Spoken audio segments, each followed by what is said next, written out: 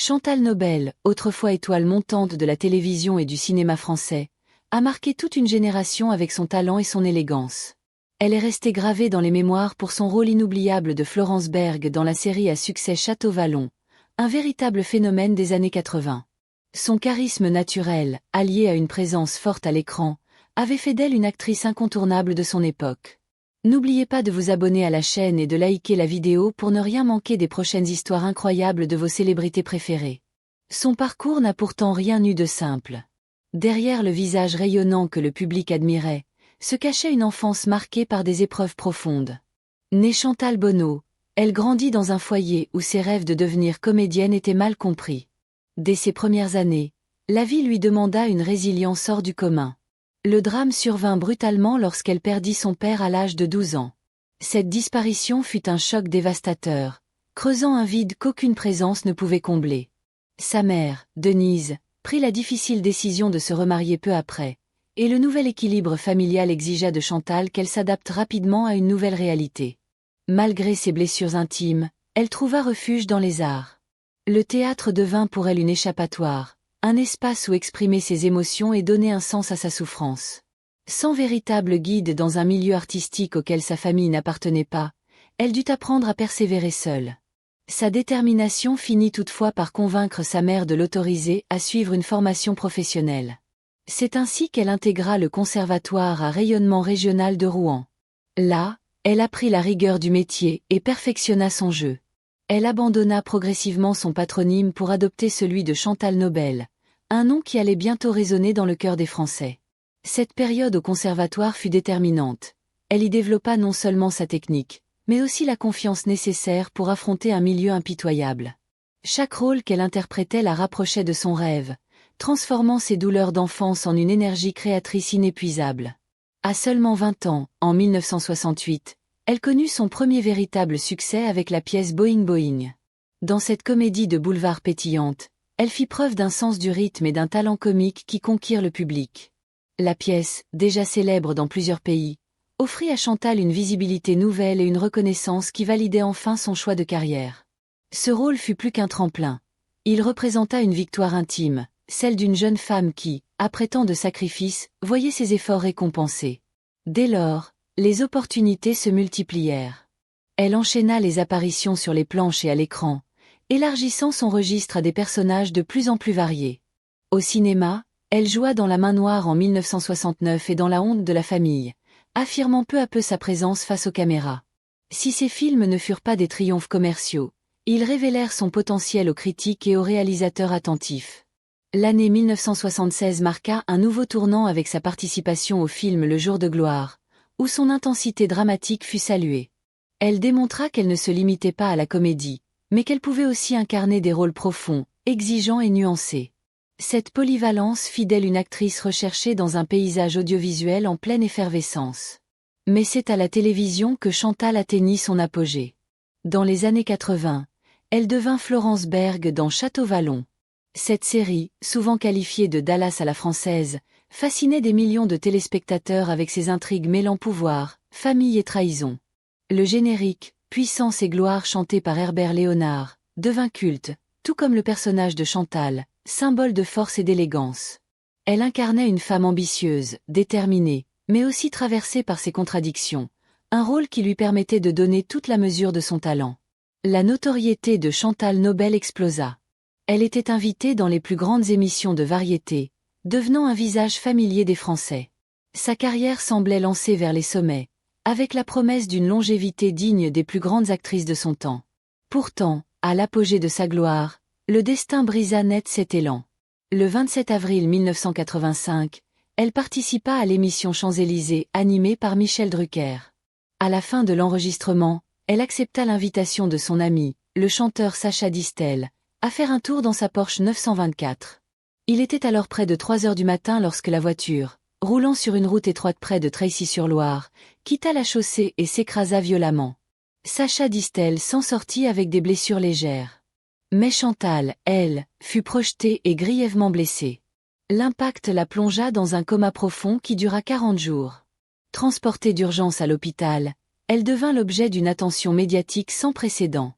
Les journaux faisaient quotidiennement état de son état de santé, tandis que des photographes s'introduisaient jusque dans l'hôpital pour obtenir des images de l'actrice affaiblie. Ces clichés, publiés sans retenue, indignèrent sa famille et soulevèrent de vives critiques sur le manque d'éthique de la presse. Ses proches vécurent ces semaines comme un cauchemar. Sa mère, déjà éprouvée par le décès de son mari des années plus tôt, dut affronter une nouvelle douleur, tout en protégeant sa fille de la voracité médiatique. Son fiancé, Jean-Louis Julian, resta à son chevet, refusant de céder au désespoir. Lorsqu'enfin Chantal ouvrit les yeux, la bataille ne faisait que commencer.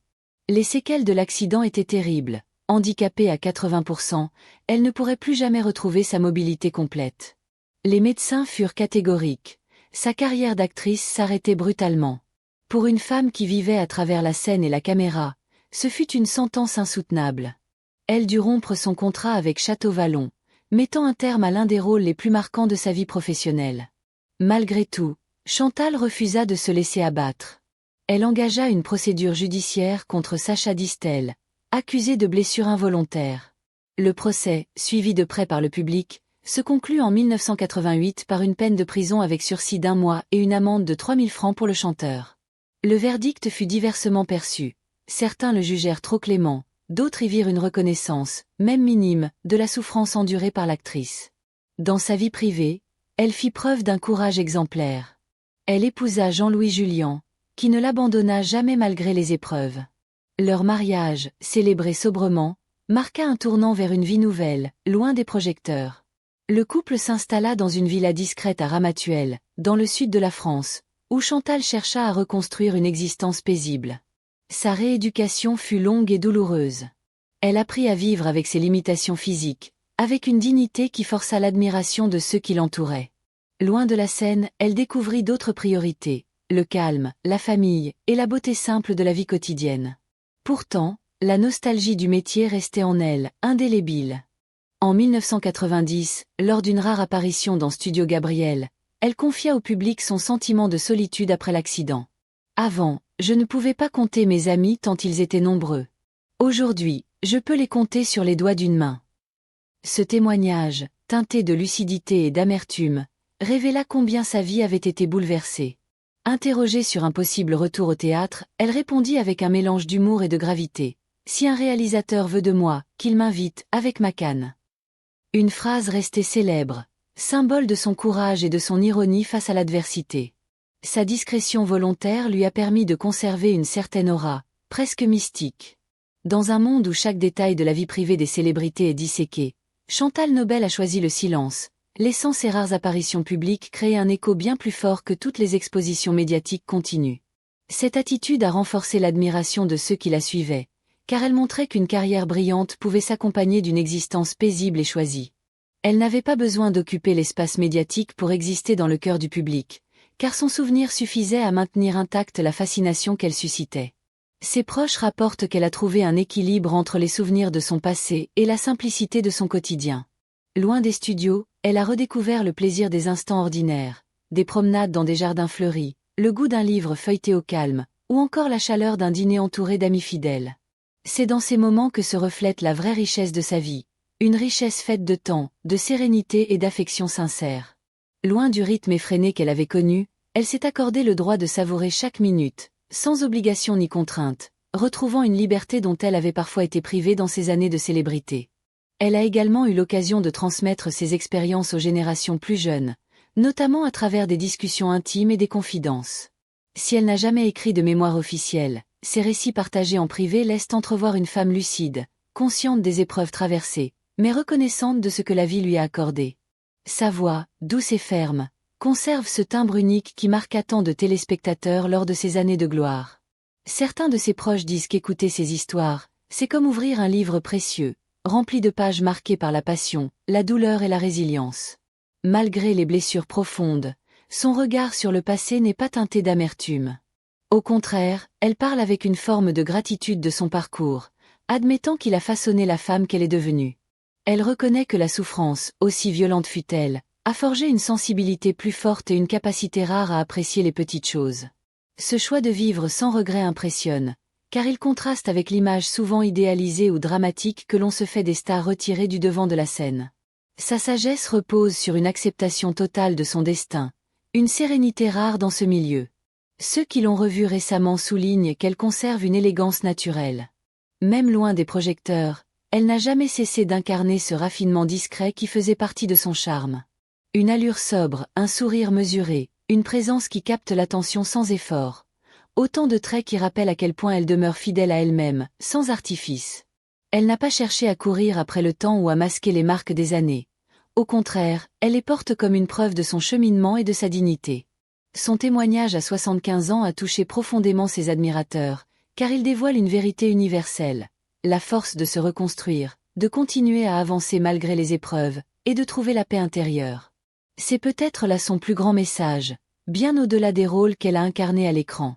Elle montre qu'une existence brisée peut retrouver sa cohérence, qu'un avenir peut toujours se bâtir même quand le destin a imposé des cicatrices. Ce courage tranquille inspire bien plus que la simple nostalgie, il devient une véritable leçon de vie. Chantal Nobel inspire aujourd'hui un respect qui dépasse largement son image d'actrice. Elle incarne une leçon de dignité dans l'adversité, de courage silencieux et de fidélité à ses valeurs. Sa confession tardive, empreinte d'authenticité, a agi comme une révélation pour beaucoup, confirmant ce que l'on pressentait. Derrière la star se cache une femme forte, sensible et profondément humaine. Ces mots résonnent comme un écho à la fragilité de chacun, rappelant que la force véritable se mesure non pas au triomphe, mais à la manière dont on se relève après la chute. Et si son histoire continue de fasciner, c'est parce qu'elle reflète les espoirs et les fragilités universelles. Dans ses mots comme dans son attitude, se lit une vérité que nul ne peut ignorer. Le temps passe, mais la lumière intérieure ne s'éteint jamais. Son aveu à 75 ans restera dans les mémoires, comme une preuve qu'une vie marquée par la douleur peut aussi devenir une source d'inspiration et de beauté silencieuse. N'oubliez pas de vous abonner, de commenter et de liker la vidéo pour soutenir ce travail et découvrir d'autres récits tout aussi bouleversants.